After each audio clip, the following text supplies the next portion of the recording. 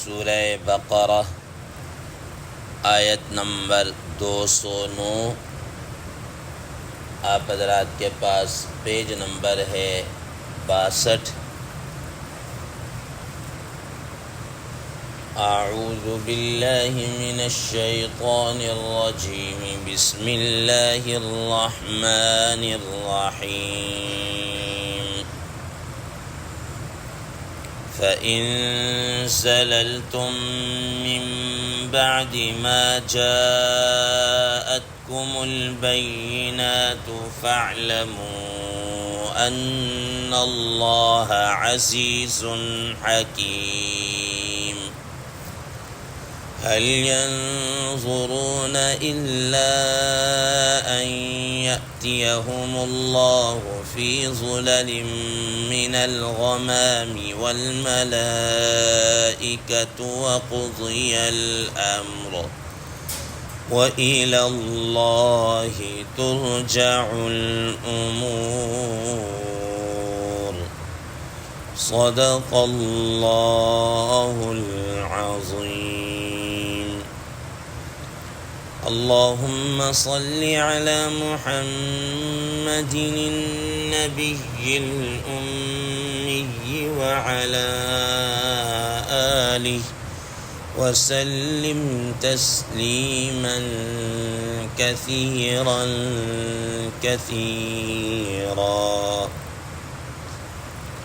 محترم سامعین کرام، ان آیات کا ترجمہ اللہ تبارک و تعالی ارشاد فرماتے ہیں، فَإِن زَلَلْتُم مِّن بَعْدِ مَا جَاءَتْكُمُ الْبَيِّنَاتُ، تو اگر تم پھسل گئے بعد اس کے باوجود اس کے کہ تمہارے پاس واضح دلائل آ چکے، فَاعْلَمُوا أَنَّ اللَّهَ عَزِيزٌ حَكِيمٌ، تو جان لو بے شک اللہ تبارک و تعالی بڑے ہی زبردست ہیں، بڑی ہی حکمت والے ہیں۔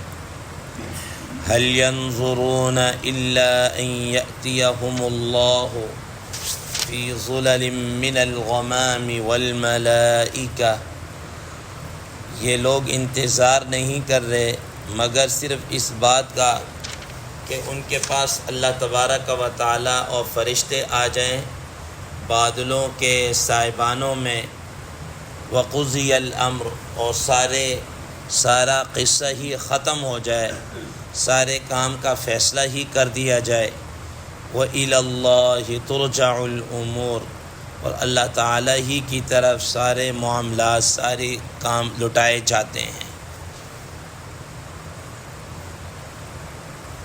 محترم سامعین کرام،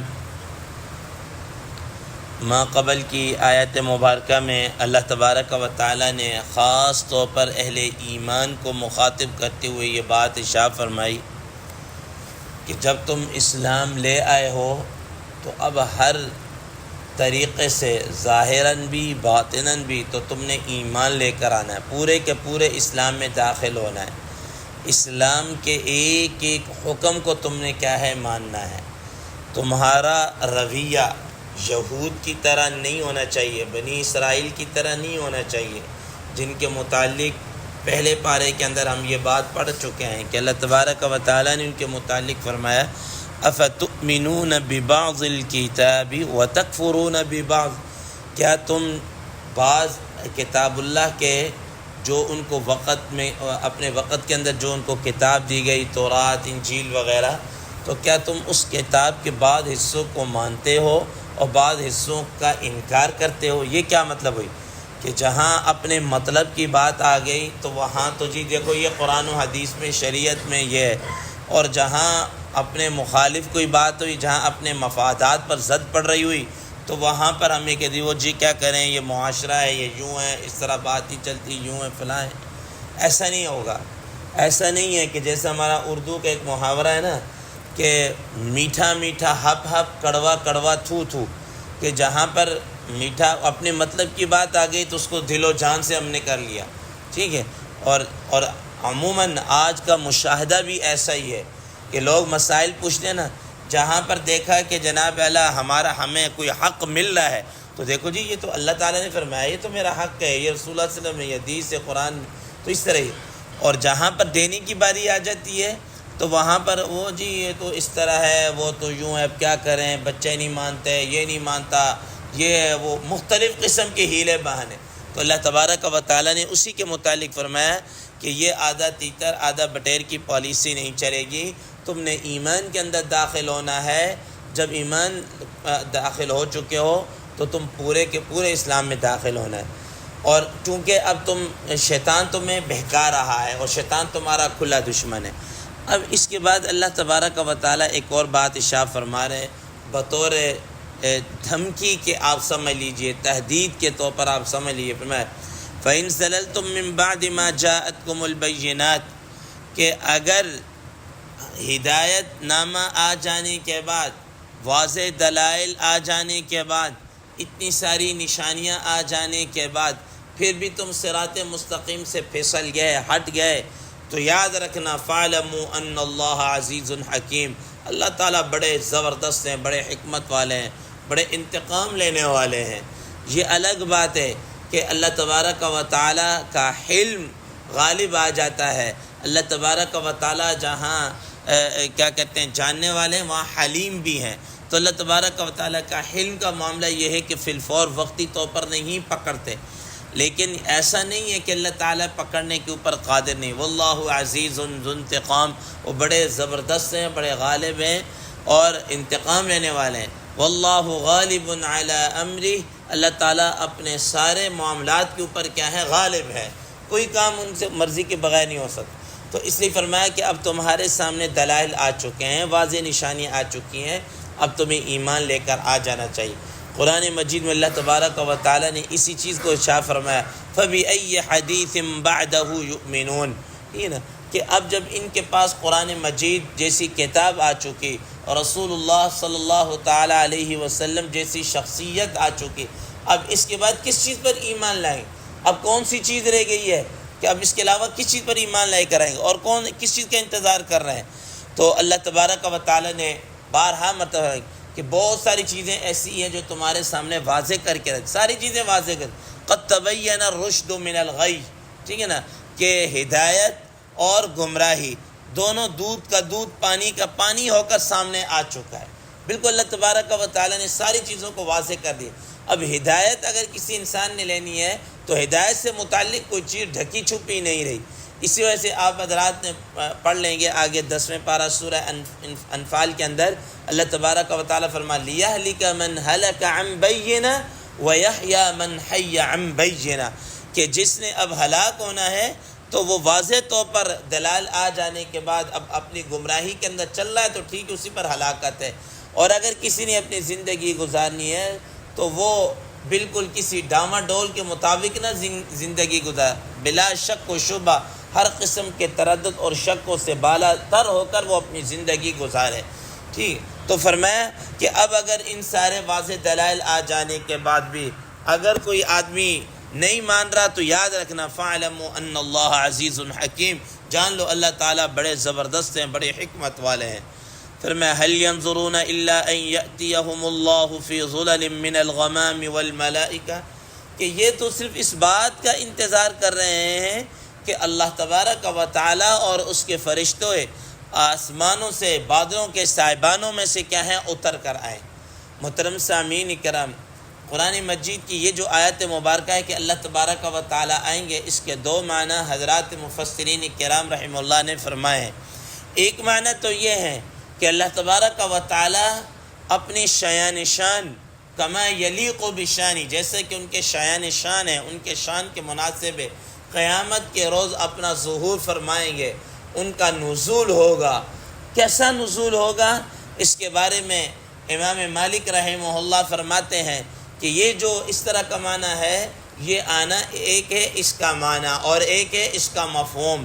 فرمایا کہ اس کا معنی تو ہمیں معلوم ہے کہ نزول کا معنی اترنا ہے، اتیان کا معنی آنا ہے، اس کا معنی تو ہمیں معلوم ہے، لیکن اللہ تبارک و تعالیٰ کا آنا کیسا ہوگا؟ فرمایا کہ اس کی کیفیت مجہول ہے، ہمیں اس کے متعلق نہیں پتہ اور اس کے متعلق سوال بھی نہیں کرنا چاہیے۔ تو ہمیں معنی یہ تو پتہ ہے کہ اللہ تبارک و تعالیٰ آئیں گے، لیکن کیسے نزول فرمائیں گے، کیسے آئیں گے، کما یلیق بشانی، ہمیں اس کے متعلق نہیں پتہ۔ اسی وجہ حضرات مفسرین کرام رحمہ اللہ فرماتے ہیں کہ اس طرح کی جو آیات ہیں یہ متشابہات میں سے، ان کے اندر مزید کھود کرید نہیں کرنی چاہیے۔ اللہ تبارک و تعالیٰ یہ بعض حضرات مفسرین کرام رحمہ اللہ فرماتے ہیں کہ تقریباً اللہ تبارک و تعالیٰ اور جو 70,000 حجابات ہیں وہ اللہ تبارک و تعالیٰ کے طرف سے وہ سارے حجابات اتر جائیں گے، ہٹ جائیں گے، اور اللہ تبارک و تعالیٰ اپنے شان شان کیا ہے نزول فرمائیں گے، سمجھ آئی؟ اور اس طرح آئیں گے کہ فرشتے جناب والا تسبیحات پڑھ رہے ہوں گے اور اللہ تبارک و تعالیٰ نزول فرمائیں گے۔ اور بعض رات نے اس کا معنی یوں فرمایا ہے، جیسے کہ علامہ قرطبی رحمہ اللہ نے یہ لکھا ہے، فرماتے ہیں کہ ان یأتیہم اللہ کا معنی یہ ہے کہ اللہ تبارک و تعالیٰ کا حکم آ جائے گا، کہ جب نہیں مانیں گے تو اللہ تعالیٰ کا حکم آئے گا، عذاب کا فیصلہ آ جائے گا، اور عذاب کے متعلق جو ان کا حکم ہے وہ کیا ہے آ جائے گا۔ جیسا کہ سابقہ امتوں نے نہیں مانا، وقت کے نبی علیہ السلام نے ان کو بتایا، ہر چیز رہنمائی کی، لیکن نہیں مانا، تو پھر اللہ تبارک و تعالیٰ کا عذاب کا کوڑا اور عذاب کا حکم ان پر کیا ہے مسلط ہو کر رہا، پھر کوئی چیز بھی کیا ہے باقی نہیں رہی۔ تو فرمایا کہ اس کا دوسرا معنی یہ کہ اللہ تبارک و تعالیٰ آنا، کیا مطلب کہ اللہ تبارک و تعالیٰ کا حکم آئے۔ اور فرماتے ہیں کہ یہ جو اللہ تبارک و تعالیٰ کا آنا ہے یا اس طریقے سے یہ تو ایک خاص وقت میں ہوگا، اور وہ خاص وقت کیا ہے؟ وہ تو قیامت کا دن ہے، وہ قیامت کے دن ہوگا۔ قیامت کے دن اللہ تبارک و تعالیٰ اس طرح نزول فرمائیں گے، اور یہ لوگ یہ چاہتے ہیں کہ اللہ تبارک و تعالیٰ کا یہ حکم ہو یا اللہ تبارک و تعالیٰ کا اس طرح نزول فرمانا ہو، یہ ابھی دنیا کے اندر ہو جائے، فی الفور ہو جائے۔ یہ دنیا دار الامتحان ہے، اللہ تبارک و تعالیٰ نے اس میں ہر انسان کو کیا ہے مہلت دے رکھی ہے، مہلت دے رکھی ہے۔ تو فرمایا کہ اگر اللہ تبارک و تعالیٰ نے اپنا حکم نازل فرما دیا تو یاد رکھنا وَقُضِيَ الْأَمْرُ، کہ سارے معاملات کیا ہو جائیں گے، وہ فیصلے ہو جائیں گے۔ جیسا کہ آپ حضرات آگے چل کر 7ویں پارہ میں سورہ انعام کے اندر یہ بات پڑھیں گے، اللہ تبارک و تعالیٰ فرماتے ہیں کہ یہ مشرکین کہتے ہیں نا کہ یہ فرشتے آ کیوں نہیں جاتے، سامنے کیوں نہیں آ جاتے؟ تو اللہ تبارک و تعالیٰ نے فرمایا کہ جب فرشتے آتے ہیں نا تو یہ بات سمجھ لو کہ دا اینڈ ہو جاتا، بس پھر اس وقت اللہ تعالیٰ کا فیصلہ، آخری فیصلہ آ چکا، اس کے بعد مہلت نام کی کوئی چیز نہیں ہوتی۔ اس لیے فرمایا وَقُضِيَ الْأَمْرُ، اگر اللہ تبارک و تعالیٰ کا حکم یا فیصلہ یا خود آگے یا فرشتے آگے یہ جو بھی ہوا تو یہ معاملات کا کیا ہے فیصلہ کر دیا جائے گا، معاملات اینڈ ہو جائیں گے۔ وَإِلَى اللَّهِ تُرْجَعُ الْأُمُورُ، اور جتنے کے جتنے معاملات ہیں یہ سارے کے سارے اللہ تبارک و تعالیٰ ہی کی طرف کیا ہے لٹائے جائیں گے۔ إِنَّ إِلَيْنَا إِيَابَهُمْ ثُمَّ إِنَّ عَلَيْنَا حِسَابَهُمْ، ہم نے اسی اللہ تعالیٰ کی طرف کیا ہے لوٹ کر جانا ہے، اور اللہ تبارک و تعالیٰ ہی کے ذمے ہے ہمارا کیا ہے حساب و کتاب لینا، انہی کے ذمے۔ ہمیں کام یہ ہے کہ ہم اپنے اس وقت کی کیا کریں، تیاری کریں۔